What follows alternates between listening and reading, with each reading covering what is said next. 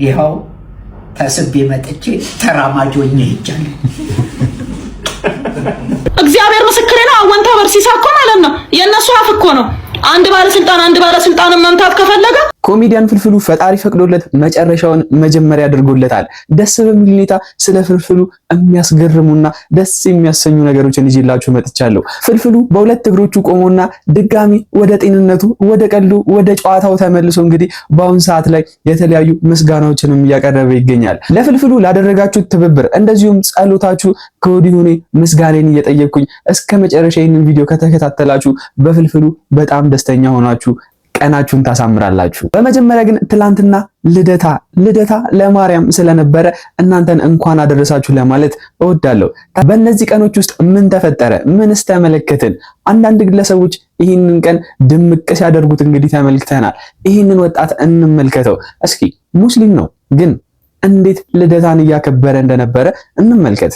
ኦርቶዶክሶች ወላሂ ነው የምላችሁ፣ እኔስ ማርያምን ወዳታለሁ፣ እኛም እንዳንተ እንወዳታለን። እኔስ ማርያምን ወዳታለሁ፣ እኛም እንዳንተ እንወዳታለን። ከወደድካት ከወደድካት አትክባ፣ እኔስ ማርያምን ወዳታለሁ፣ እኛም እንዳንተ እንወዳታለን። አትወዳትም ሸትክን ነው፣ አትወዳትም ቀልድ ነው።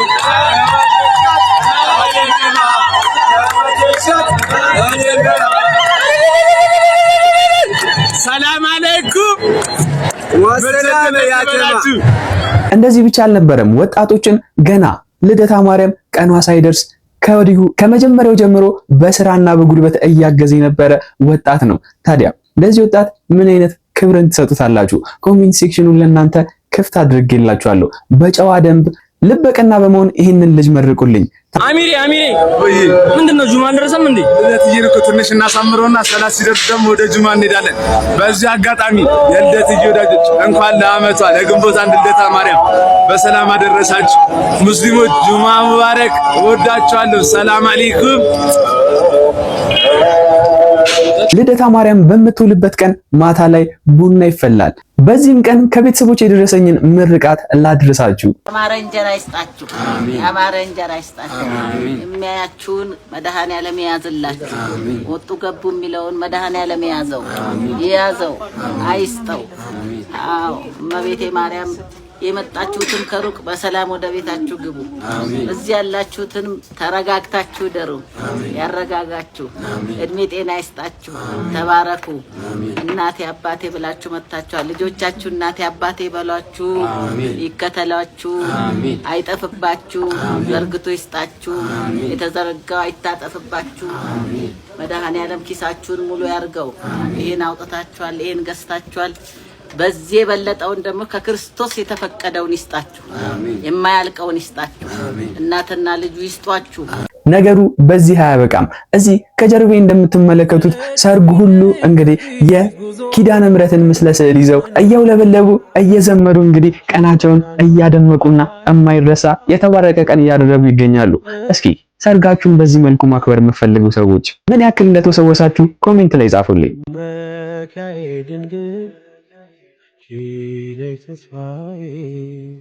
ኪዳንሽ ነው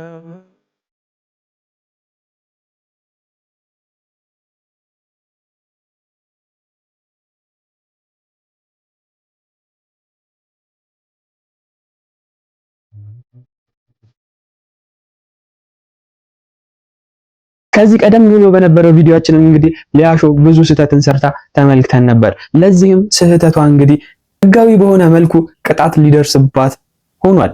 እንመልከተው። ሊያሾ በህግ ልትጠየቅ ነው ጋይስ። ይኸውላችሁ ከሰሞኑ ላይቭ ላይ ቁጭ ብላ ኤምኤስአይ ሪፕሮዳክቲቭ ቾይስ ወይንም ደግሞ በቀድሞ ስሙ ሜርስቶፕ የተሰኘው ከህክምና ተቋም ስምና ዝና ያላቸው ሴቶች እዛ ሐኪም ቤት ሄደው የሚያደርጉትን ማንኛውም የህክምና ፋይልና ታሪክ እያንዳንዱ መረጃ ይደርሰኛል ባለችው መሰረት በዚህም መሰረት የተለያዩ ሶሻል ሚዲያ ኢንፍሉዌንሰሮች እንግዲህ ኤምኤስአይ የተሰኘው ተቋም እንዴት የግለሰቦችን ህክምና ፋይል ለአንድ ግለሰብ አሳልፎ ይሰጣል ይሰጣል የሚል ጥያቄዎችን እያቀረቡ እንደነበረ ተመልክተናል። በዚህም ላይ እንግዲህ ተቋሙ በዚህ ሰዓት መልስ የሰጠ ሲሆን በመጀመሪያ ምንም አይነት የሕክምና ፋይል ለማንም ሰው እንዳልሰጠና እንደማይሰጥ ጥብቅ አድርጎ ተቋሙ የገለጸ ሲሆን በዚህም ታዲያ ለ35 ዓመት ያህል ተቋሙ ደንበኞቹን በታማኝነት እንዳገለገለ የገለጸ ሲሆን ነገር ግን መረጃ ተሰጥቶኛል ብሎ ባለው ግለሰብ ላይ ግልጽ የሆነ ክስ የመሰረቱ ሲሆን ግለሰቡን በህግ እንደሚጠይቁ ግልጽ አድርገው አብራርተዋል። ቪዲዮ ከተመቻችሁ ፎሎ፣ ላይክ፣ ሼር ማድረግ እንዳትረሱ። መልካም ቀን።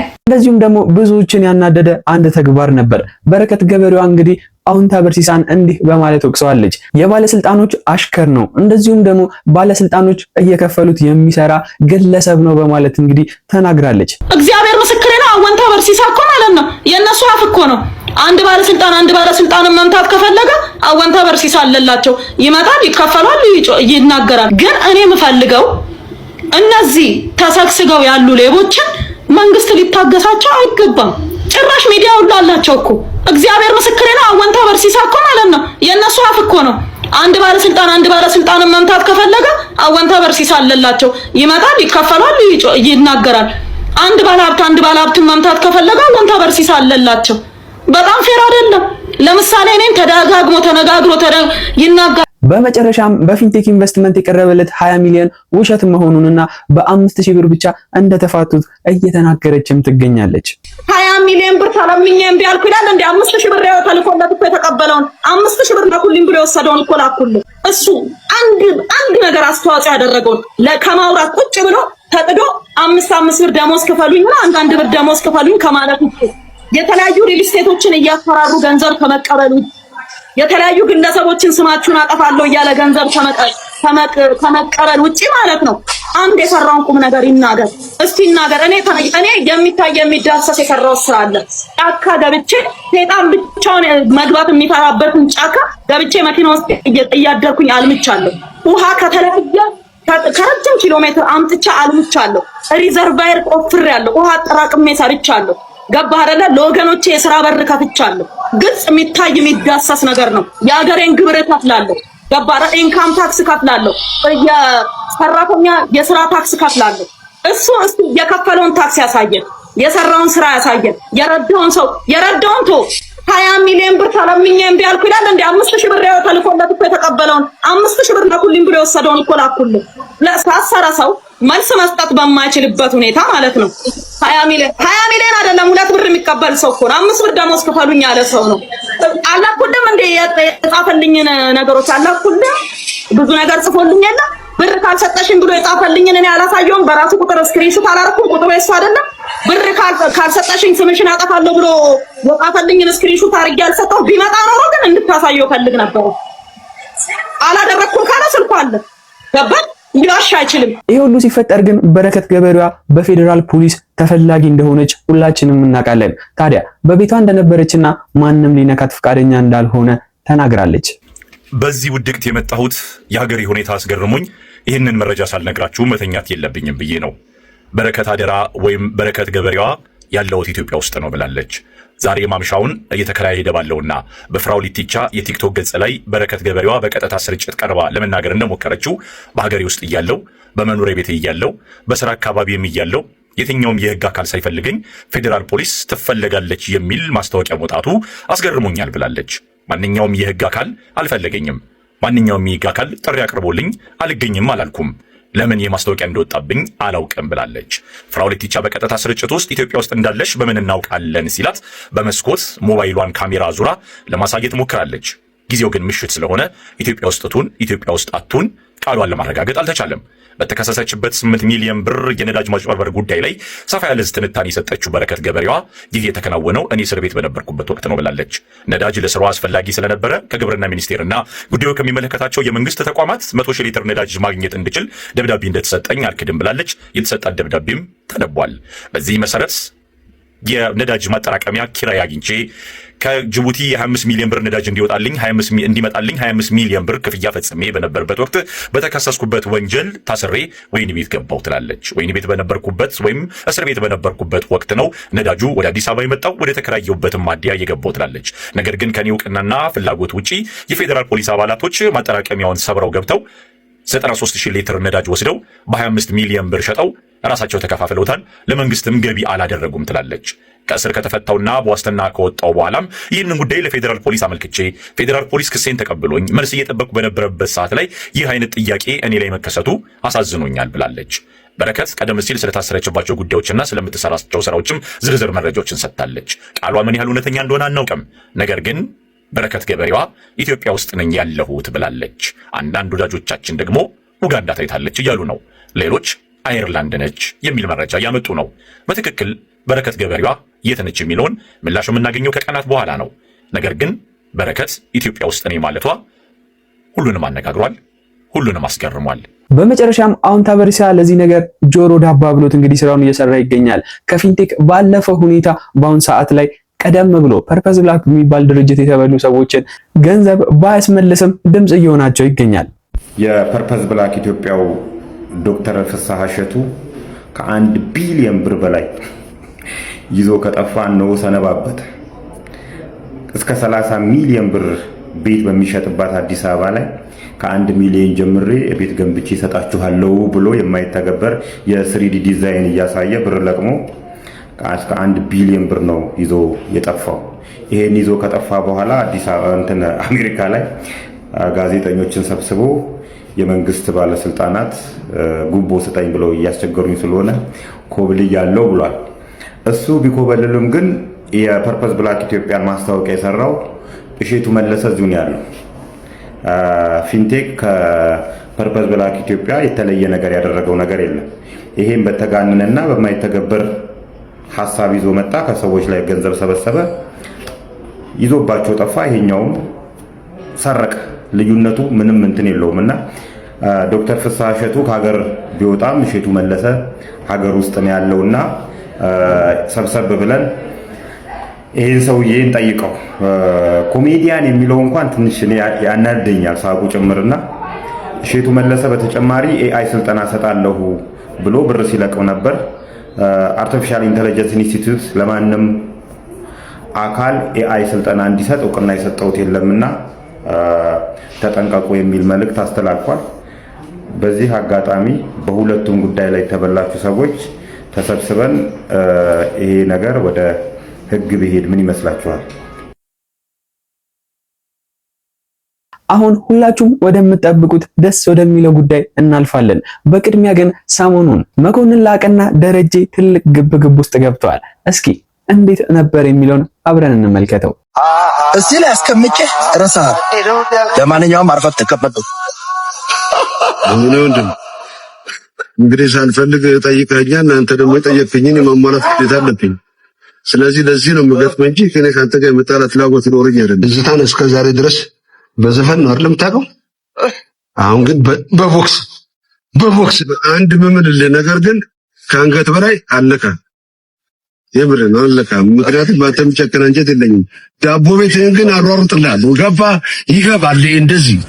ኮሜዲያን ፍልፍሉን በሚያስገርም ሁኔታ ብዙ ሰዎችን እያስደመመ ይገኛል። የመዳን ፍጥነቱ ብዙ ሰዎችን አስደምሟል፣ እኔንም ጭምር። እግዚአብሔር ከዚህ በላይ ጨርሶ ይማለው ለማለት ፈልጋለሁ። ታዲያ ፍልፍሉ እንዲህ ብሎ መርቋቸዋል ያከሙትን ሰዎች። ይኸው ተስቤ መጥቼ ተራማጅ ሆኜ ሄጃለሁ። ወንድማችን በረከት እኛ ጋር ነው የከረመው ላለፉት ጥቂት ቀናት። ስትሮክ የሚባል ህመም የኋለኛውን የአንጎሉን ክፍል አጥቅቶታል። ከሱ ግን በጥሩ ሁኔታ እያገገመ ነው ያለው። ፊዚዮቴራፒ ከወሰደ በኋላ ዛሬ ላይ ያለው ሁኔታ ምንድነው የሚለውን ከራሱ አፍ እስኪ እንስማ። እሺ፣ በጣም ነው የማመሰግነው ዶክተርዬ፣ እስከዳርዬንም ዶክተር እስከዳርም። ያው ስትሮክ የእድሜ ወሰን የለውም። በማንኛውም እድሜ ላይ ያለ ሰው ላይ ሊከሰት ይችላል። አሁን በብዛት ሰው እንደሚለው ይሄ እርግማን ምናምን አይደለም። ይሄ ህመም ለማንኛውም በሽታ ነው። ሕክምናውን በስነ ስርዓት ከተከታተሉ ሊሻል ይችላል። ያሁንም የደረሰብኝ ስትሮክ ከኋላ ነበረ። አሁን በፊት መራመድ አልችልም ነበር። ይኸው አሁን መራመድ እችላለሁኝ። ትንሽ አሁን የጎደለኝ ባላንስ ማድረግ ነው። ይህንንም በ10 ቀን ውስጥ ፊዚዮቴራፒ አክሶል የስትሮክ ማዕከል በመገኘት በመከታተል ድኛለሁኝ። ኑና ታከሙ። በተለይ ደግሞ ልክ እንደኔ የስኳርና የግፊት ህመምተኞች ካላችሁ በመከታተል ቀድሞ በመድረስ እንደዚህ ነገሮች ሳይገባ መዳን ይቻላል። ስለዚህ አደራ ነው የምለው። ማንኛውም የእድሜ ገደብ አይለየውም፣ ስትሮክ ይመጣል። ስለዚህ ህክምናችን እንከታተል። አክሱን የስትሮክ ሴንተርን ከልብ አመሰግናለሁ። ይኸው ተስቤ መጥቼ ተራማጅ ሆኜ ይቻላል። በደንብ አድርገን ትሬን እናደርገዋለን። በሳምንት 3 ቀን እዚህ እየመጣ እስጢፋኖስ ጋር ቴራፒ ይወስዳል። እቃችሁን ጠብቁ። ውጭ ነው ማለት ነው። በማገገም ላይም እያለ ይህንን ቪዲዮ አሳይቶን እንግዲህ አንድ አይኑ ትንሽ እንደሚያስቸግረው ነግሮን ነበር። ታዲያ በአሁኑ ሰዓት ላይ በሙሉ ጤንነትና በሙሉ ተስፋ በሙሉ ሰውነቱ እንደዚህ ቀርቦልናል። እስኪ እንመልከተውና ደስታችሁን ኮሜንት ሴክሽን ላይ ያሰፈራችሁልኝ እኔ በፍልፍሉ በጣም ደስ ብሎኛል። በተለይ በአጭር ጊዜ ውስጥ ይሄን ያህል ለውጥ በማግኘቱ በጣም ደስ ብሎኛል። ካሁን በኋላም እግዚአብሔር ይጠብቀው ለማለት ፈልጋለሁ።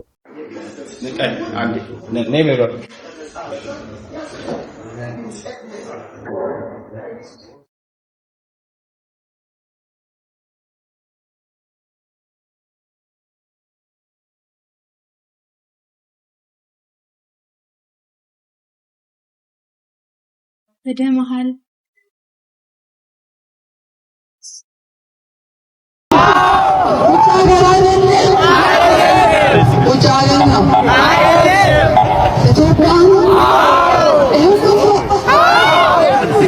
ኢትዮጵያ ነው። ከብዙሃኑ ኢትዮጵያዊ ላብ ተመንትፎ ተሰርቆ የተሰራ ህንጻ ነው። ኢትዮጵያ ነው። አብዛኛው ድሃ መብላት አቅቶት በድህነት አሮንቆ ውስጥ ተጨማልቆ ከዛ ህዝብ ተዘርፎ የተሰራ ፎቅ ነው። ከጥቂቶቹ ባለሀብቶች በስተቀር ይሄ የምታየው ህንጻ ሁሉ የተሰራው ተዘርፎና ተመንትፎ ነው። እንደናንተ አይነቱ ደግሞ ወጥቶ የኢትዮጵያ ህዝብ ጠግቦ እንደሚኖር ህንጻው እንዳማረለት ቤት እንዳለው አድርጋችሁ ፕሮፓጋንዳ ትነፋላችሁ። ይሄ ድሃ ህዝብ አጨብጭቦ ነው ይሰቀላችሁ። ፎሎወራችሁን ሚሊዮን አደረሰው። በዚህ ድሃ ህዝብ ላይ ተነስታችሁ ደግሞ ህንጻ እያሳያችሁት መሳለቂያ ልታደርጉት ትፈልጋላችሁ። አንተን መሰሎች የሚዲያ ተጽዕኖ ፈጣሪ ነን የሚሉ ግለሰቦች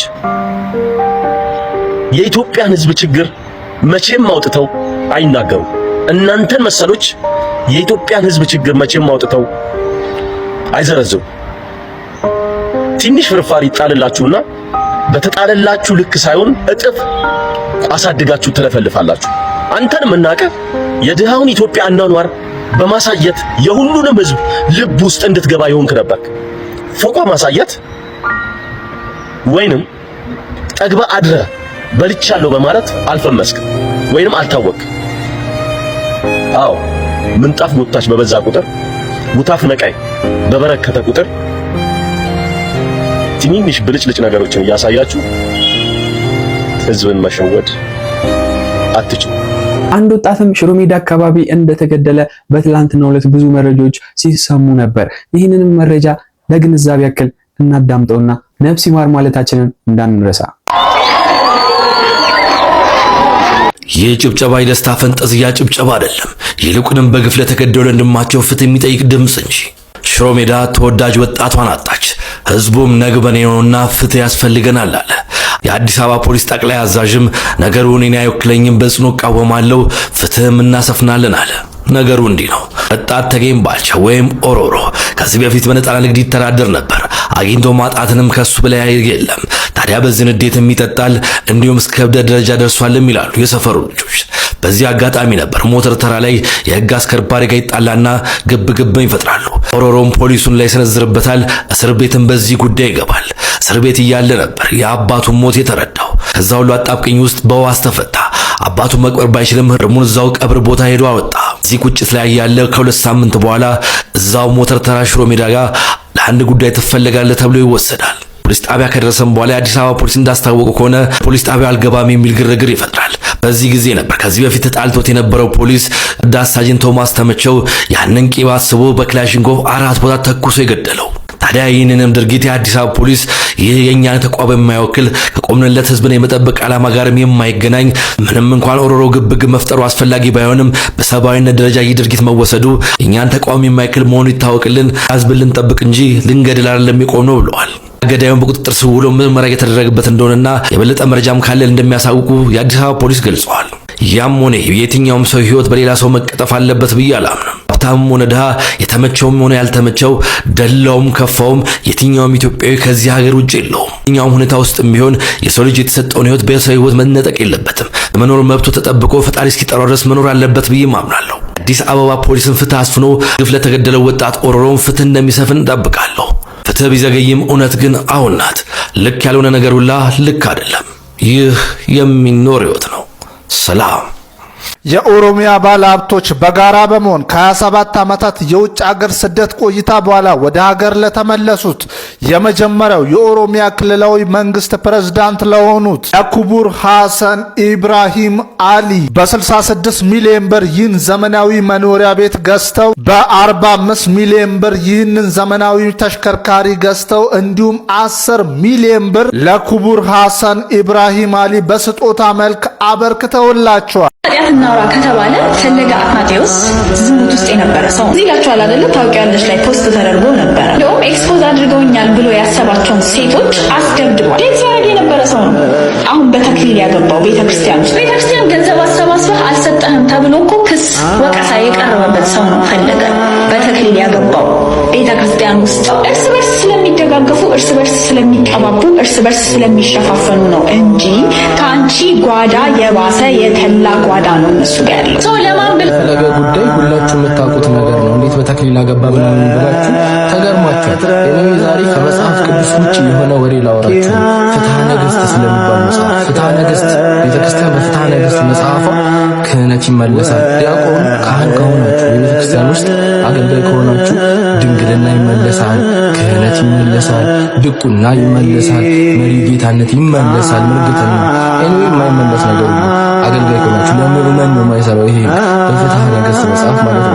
እና እሱም በተክሊል አይግራላችሁ ድንግልናው ምን ተመልሶለት ነው። ኤኒዌይ እግዚአብሔር አምላክ ይርዳን። በትርፍ ሰዓታችሁ ፍትሐ ነገሥት የሚባል አስቂኝ መጽሐፍ አለ፣ ማንበብ ትችላላችሁ። ሁላችሁም ትዝናኑበታላችሁ። ምን አለበት የማታውቀውን ባታወራ ዝም ብትል ምን አለበት? ፍትሐ ነገሥት ለዲያቆን ይፈቅዳል፣ ለካህናት ይፈቅዳል፣ ለምእመናን አይፈቅድም። ምን በቃ አታውቀውም። አንተ ሲጀመር የፕሮቴስታንት እምነት ተከታይ ነህ አይደለ? ወይም የሌላ እምነት ተከታይ ነህ። አይመለከትህም። ገብቷል? አይመለከትህም ነው የምልህ። በቃ አይመለከትህም። እዚህ ውስጥ ሐሳብ መስጠት ራሱ አያስፈልግህም። ለካህናት ሲሆን ይፈቀዳል፣ ለካህናት ሲሆን አሪፍ ነው፣ ለካህናት ሲሆን የተመቻቸ፣ ለምእመናን ሲሆን ግን የሚያስቸግር ሁኔታን እንደሰራች ቤተክርስቲያን። ለካህናት ሲሆን ድንግልና እንደሚመለስ፣ ለዲያቆናት ሲሆን ድንግልና እንደሚመለስ፣ ለምእመናን ግን ፍጹም እንደማይቻል እንደዛ አድርገህ ሰብከህ ኦኬ ካህናት የራሳቸውን ጥቅም ወይም የራሳቸውን ነገር ያመቻቻሉ፣ ምእመናንን ይጨቁናሉ አይነት ስሜት ኖ፣ እንደዛ አይደለም። አንተ በእንደዚህ አይነት ምእመን አይሰበክም። ያውቃሉ እኮ አንተ ነህ የማታውቀው። አንተ አታውቅም። ሲጀመር መጽሐፉን አንተ አላየኸውም። በቃ አላየኸውም። በአይንህ ራሱ አላየኸውም። እንኳን ልታነበው ማለት ነው። በአይንህ አላየኸውም። ብታየው ብታነበው እንደዛ አትልም። ስለዚህ ስለማያውቁት ስላላነበቡት ነገር ደግሞ ማውራት ትክክል አይደለም። ፍትሐ ነገሥት የትኛውም ቦታ ላይ ለዲያቆን ድንግልናው ይመለስለታል፣ ለምእመን ግን አይመለስም የሚል የለም። አንተ አላየኸውም። በቃ ባጭሩ እኔ ማብራራት ራሱ አይጠበቅብኝ። አላየኸውም። ይሄን ቪዲዮን መስራት አልፈለኩም፣ ግን በጣም ተደጋጋሚ ጥያቄ ስለመጣ ነው። እንዴ ፍትሐ ነገሥት ካህናት ክህነታቸው ይመለስ፣ ድንግልናቸው ይመለስ ይላል እንዴ? ምእመናንን ላይ ደግሞ አይመለስም ይላል እንዴ? የሚል ተደጋጋሚ ጥያቄ ስለመጣ ነው እንደዛ አድርጌ እየመለስኩልህ ያለው። ሰው እንደዚህ የሚባል ነገር የለም። እንድታውቁት ለካህናት ሲሆን የሚፈቀድ ለምእመናን ሲሆን የማይፈቀድ ነገር የለም። ለምእመናን ተፈቅዶ ለካህናት የተከለከለ ነገር የለም። ይሄንንም ልብ ልትሉት ያስፈልጋል። ስለዚህ ለዲያቆን የሚፈቀድ ለምእመን ግን የማይፈቀድ፣ ምእመን የሚፈቀድ ለዲያቆን ግን የማይፈቀድ የለም። ለምሳሌ ዝሙት ለዲያቆንም አይፈቀድም፣ ለምእመናንም አይፈቀድም። ድንግልና አንዴ ከሄደ ለዲያቆን ሲሆን ይመለሳል፣ ለምእመናን ሲሆን አይመለስም ይባል ነገር የለም። ሁለቱም ከተሳሳቱ እስከ ክህነት ማዕረጉ ዲያቆኑ ይወርዳል፣ ምእመን ይሆናል። በተክሊል ማግባት አይችልም። እንደገና ደግሞ ምእመንም ቢሆን በተክሊል ማግባት አይችልም። ከዛ ምን ይደረጋል? በማዕሰባን ጋብቻ እንዲጋቡ ይደረጋል እንጂ ይሄ አዲስ የሚመጣ ስርዓት አዲስ የመጣ ነገር የለም። ስለዚህ ስለማታውቀው ነገር ፕሊስ አታውራ። በቲክቶከሯ በረከት ገበሬዋ ላይ አዲስ ዶክመንት ወጣ። እሷ ግን ብልጽግና በሬ ተጠቀም እንጂ እኔ ከብልጽግና አልጠቀምኩም ብላለች። በፖሊስ የተፈለገች የምትገኘውና በነዳጅ ማጭበርበር ወንጀል የተከሰሰችው በረከት ገበሬዋ ባል የምታወቀው በረከት ወርቁ አደራ በከፍተኛ የነዳጅ ባለስልጣናት ላይ ከተመሰረተው ከባድ የሙስና ክስ ጋር በተያያዘ ድርጊቱ እንዴት በቅንጅት ሲፈጸም እንደነበር የሚያጋልጡ ይፋዊ የደብዳቤ ልውውጦች አፈትልከው ወጥተዋል። ከጀርባዬ የሚታዩት እነሱ ናቸው። እጃችን የገቡ ሰነዶች እንደሚያጋልጡት ወይዘሮ በረከት ወርቁ አደራ ፋርምና አግሮ ኢንዱስትሪ ኢንቨስትመንት በተሰኘው ድርጅቷ ስም ጥቅምት 13 2018 ዓ.ም ለነዳጅና ኢነርጂ ባለስልጣን በጻፈችው ደብዳቤ በጋምቤላ በደቡብ ኢትዮጵያና በኦሮሚያ ክልሎች በድምሩ በሺዎች የሚቆጠር ሄክታር የእርሻ መሬት እንዳላት በመግለጽ የነዳጅ ማከማቻ ፍቃድ ጠይቃለች። በዚህ ደብዳቤዋ ላይ በጋምቤላ ክልል ዲማ ወረዳ የራሷን የነዳጅ ማከማቻ ወይም ዲፖ የገነባች መሆኑን ጠቅሳ ግንባታው እስኪጠናቀቅ ድረስ በሌላ የነዳጅ ማከማቻ ታንከሮች እንድትጠቀም ፍቃድ እንዲሰጣት በይፋ መጠየቋን ሰነዱ ያሳያል። ይህ ደብዳቤ በአቃቢ ክስ ላይ ምንም አይነት የነዳጅ ማከማቻ ሳይኖራት በህገወጥ መንገድ ነዳጅ ወስዳለች ተብሎ የቀረበባትን ክስ በጉልህ የሚያጠናክር ሆኖ ተገኝቷል ተብሏል። በጉዳዩ ላይ ይበልጥ አነጋጋሪ የሆነው ደግሞ መንግስታዊ ተቋም ለዚህ ጥያቄ የሰጠው ፈጣንና የተለየ ምላሽ ነው። ከሰነዶቹ መካከል አንደኛው የኢትዮጵያ ነዳጅ አቅራቢ ድርጅት የጻፈው ደብዳቤ ሲሆን ባለስልጣናቱ የድርጅቷን የነዳጅ አቅርቦት ማራዘሚያ ጥያቄ ተቀብለው በወር 100,000 ሊትር ነዳጅ ናፍጣ በቶታል ኢትዮጵያ በኩል እንዲቀርብላት በቀጥታ ትዕዛዝ ማስተላለፋቸውን ያረጋግጣል። እነዚህ አሁን ይፋ የሆኑት የደብዳቤ ልውውጦች በአቃቢ ክስ ላይ እንደተመለከተው ከፍተኛ ባለስልጣናቱም የፍቃድ አሰጣጥ መመሪያን በመጣስ ግለሰቧ በገፍ ነዳጅ እንድታገኝና ያገኘችውንም ነዳጅ ለወርቅ አምራቾች እንድትሸጥ ህጋዊ ሽፋን የተሰጣት መሆኑን በግልጽ የሚያሳዩ ናቸው ሲሉም ተናግረዋል።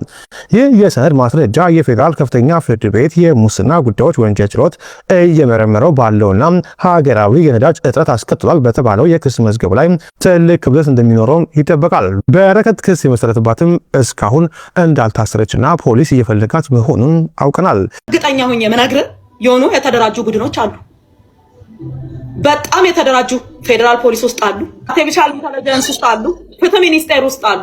እጅግ በጣም የተደራጁ ሰዎች የራሳቸውን አጀንዳ የሚያስፈጽሙ ማንም ይሁን ማንም ከመምታት ወደ ኋላ ማይመለሱ ህግ ከለላ እየሰጣቸው በቃ የህግ ውስጥ ነው ያሉት እነዚህ ሰዎች ገባ። እኔ ባልሸጥኩት ነዳጅ ራሳቸው ሸጠው በወሰዱት ነዳጅ እኔ እስር ቤት እያለሁ ለተሸጠ ነዳጅ በድንገት ተከሳሽ ሆኜ መጣሁ። እኔ እኮ ተሽጦብኛል ብዬ እኮ ለፌዴራል ፖሊስ አመልክቼ ምርመራ ላይ ነው ያለው። ፌዴራል ፖሊስ እያየልኝ ነው ያለው ኬዙን ማለት ነው። ተሽጦብኛል ነዳጁን አልወሰርኩም ብዬ 25 ሚሊዮን ብር የከፈልኩት አልወሰርኩም ነዳጁን ብዬ አመልክቼ ሳበቃ ማለት ነው መርምረው የሆነ ነገር ማድረግ ሲችሉ እኔ ራሴ ጭራሽ ተከሳሽ ሆኜ መጣሁ። ነዳጁን አባክነሻል ሸጠሻል ተብዬ ማለት ነው። ያልወሰርኩትን ነዳጅ እስር ቤት እያለው የወጣ ነዳጅ ከጅቡቲ ገባ። ይሄ ነው የተከሰተው ነገር፣ ይሄ ነው የተፈጠረው ነገር። እንደማንኛውም ሰው በሚዲያ ነው ያየሁት። ስንት አይነት ሰው እያገቱ አፈርድም የሚያበሉ ሰላማችንን የነሱ መግቢያ መውጫ ያሳጡ በጠራራ ያንን ድርጊት የፈጸሙ ስንት ነገር ያደረጉ ሰዎች ተፈላጊ ተብለው ባልተፈለጉበት ሁኔታ በረከት ሀገር ላይ 8 ሚሊዮን ብር ኪሳራ አድርሳለች። 8 ሚሊዮን የኢትዮጵያ ብር ኪሳራ አድርሳለች። 8 ሚሊዮኑን ምን ነው አንድ መኪና አሮጌ መኪናዬን ወስደው ሸጠው አወስዱ ምን ችግር አለ? ገባ አድርሼ ከሆነ ያንን ራሴ ነኝ የነዳጁን ብር የከፈልኩት። ነዳጁን የወሰዱት ራሳቸው ናቸው፣ የሸጡት እነሱ ናቸው። እኔ እስር ቤት ነበርኩ በዛ ሰዓት ነዳጁ ሲሸጥ ማለት ነው። ገባ ያ በሆነበት ሁኔታ ማለት ነው እንዴት ነው እኔ 8 ሚሊዮኑን ኪሳራ ያደረስኩት መንግስት ላይ ያልወሰርኩትን ነዳጅ? አልወሰርኩም እኮ ነዳጁን። ለዛም በህጋዊ መንገድ ይሰጣት ይፈቀድላት ተብሎ የተፈቀደልኝን ነዳጅ ገባት የተፈቀደልኝን ነዳጅ ሳልጠቀም ሳልወስድ 8 ሚሊዮን ኪሳራ እንዴት ነው ያመጣሁት? እስቲ እንዴት ነው ያደረኩት? እኔ ነኝ እኮ የከሰርኩት። ብሬም ተወስዶ ነዳጄም ተወስዶ ሳልወስድ ምኑንም ነገር ሳልወስድ ባዶ እጄን የገባሁት ገባ። እኔ በረከት ነኝ።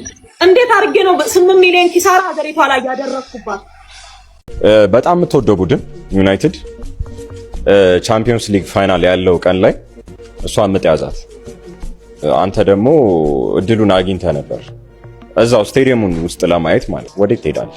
እኔ ወደ ማንቸስተር ነው ወደ ስቴዲየሙ ማለት። ፕሊዝ ማንቸስተር ደሜ ማንቸስተር ደሜ የኔ ጌታማ ደሜ ነው።